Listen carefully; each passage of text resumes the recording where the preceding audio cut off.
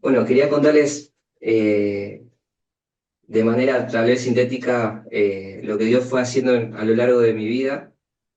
Y, y bueno, todo arrancó, vamos a decir, en mi infancia, de chico, en la relación con mi papá.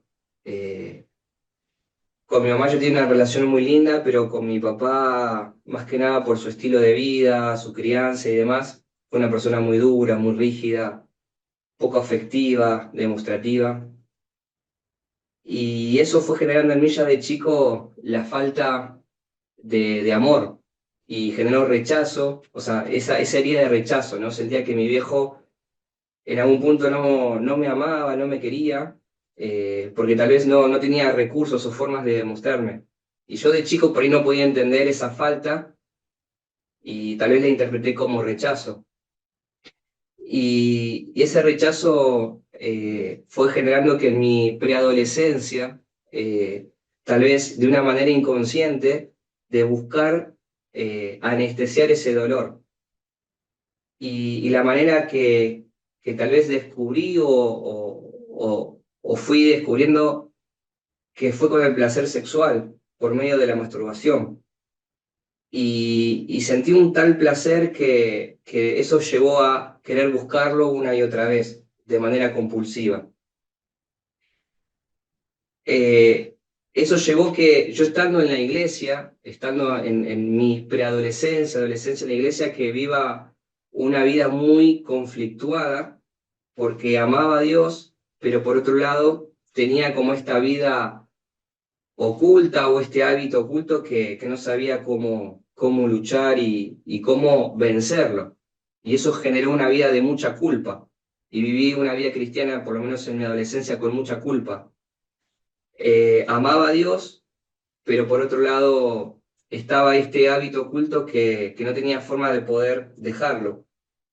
Y, y bueno, desde ya que este hábito llevó a la búsqueda de la pornografía como una válvula de escape, tal vez sin saberlo, como una forma de anestesiar mi dolor del rechazo por la falta vamos a decir, del amor paterno. Y eso fue generando en mí un daño en mi autoestima y fue llevando a ser una persona muy insegura, con baja autoestima. Y llegó un momento en que en mi adolescencia, eh, si bien había como una doble vida, porque la persona que me veía que yo amaba a Dios, que servía y demás, y estaba en el servicio, pero por otro lado estaba esta parte que no podía dejar, que no podía renunciar.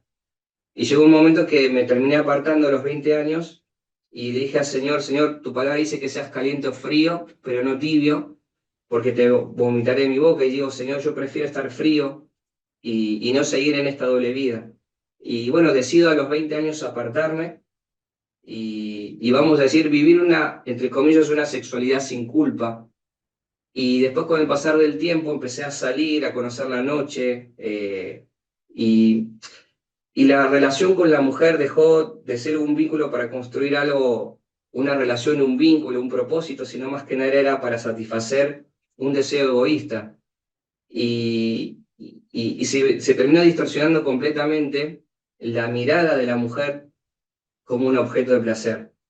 Y dejó de ser parte del diseño original, quedó completamente distorsionado ese plano original y pasó a ser más que nada ver a la mujer como un momento para satisfacer. Y eso llevaba en algún punto a que busque relaciones casuales y que me cueste construir un vínculo de largo plazo. En ese tiempo yo empecé a estudiar la carrera de psicología, ¿sí? Y eso también me llevó como a tratar de entenderme un poquito todo lo que me estaba pasando, porque en algún punto lo que sentía era mucha culpa y no entender por qué tenía este hábito y no lo podía dejar. Y en el proceso de la carrera, bueno, fui como aprendiendo cosas, pero a pesar de tener logros, me pude recibir, pude tener logros y conquistas en lo personal, seguía habiendo un vacío dentro mío y seguía habiendo este hábito que no podía dejarlo y que las relaciones que yo construyera eran tan solo para momentos. Entra una crisis muy grande en mi vida, ¿sí? Después ya de estar recibido y demás, entra una crisis muy fuerte, y sobre todo lo que fue en la época de la pandemia, es como que este hábito se acrecentó mucho más. Y yo ya no sabía cómo manejarlo y ahí me di cuenta, tal vez en ese momento, que tenía una adicción. Hasta el momento creía que yo lo manejaba y que yo creía que en algún punto manejaba este hábito y que, bueno, yo cuando quisiera ver o quisiera salir con una chica o algo, yo lo manejaba. Pero me di cuenta en ese momento que realmente estaba en una adicción y que no lo podía dejar.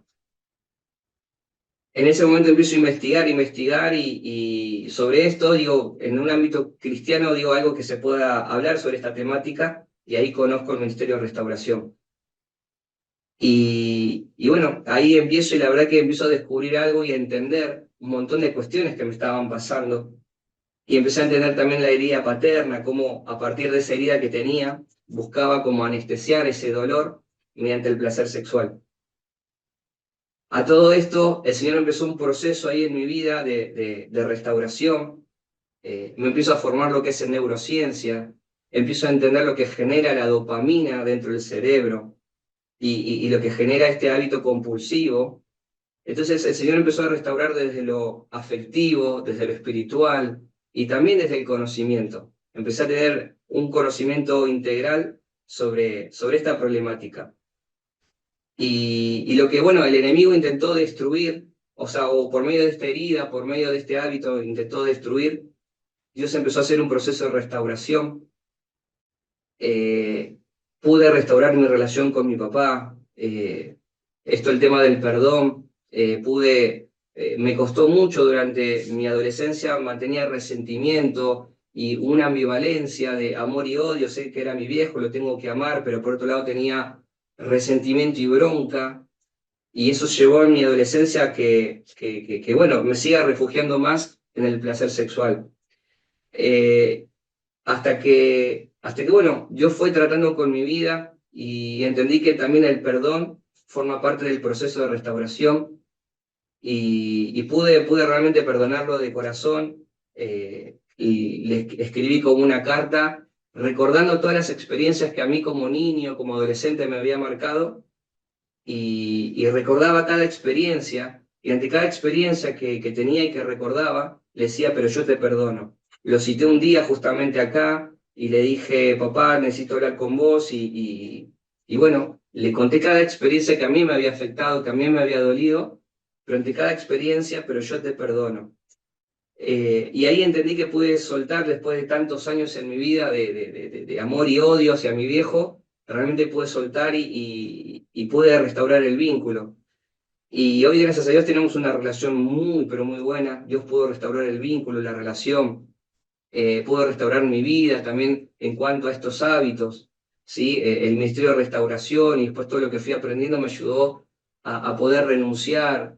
Y también Dios puso también una comunidad de fe que también me ayudó en este tiempo, en este proceso, de entender de que las adicciones, los malos hábitos, no se salen solos, sino que salimos en comunidad. Y Dios fue poniendo personas determinadas para poder confesar y poder hablar este tema y poder ser libre. ¿Sí? Y Dios sigue en ese proceso de restauración y bueno, agradecido porque hoy puedo dar charlas. Sobre este tema y digo, Señor, gracias, porque lo que creía que era imposible o era difícil, vos lo pudiste sanar, lo pudiste transformar, lo pudiste restaurar. Y así que bueno, este es un poco el testimonio, lo que Dios fue haciendo en mi vida y le doy gracias a Dios que por medio también del ministerio, también poder bendecir a otros y poder dar charlas. Pero bueno, yo estuve atravesado con esta problemática, pero bueno, gracias a Dios que Él hace las cosas, las hace nuevas y yo soy un testimonio de lo que Dios hace y el poder de Dios para transformar vidas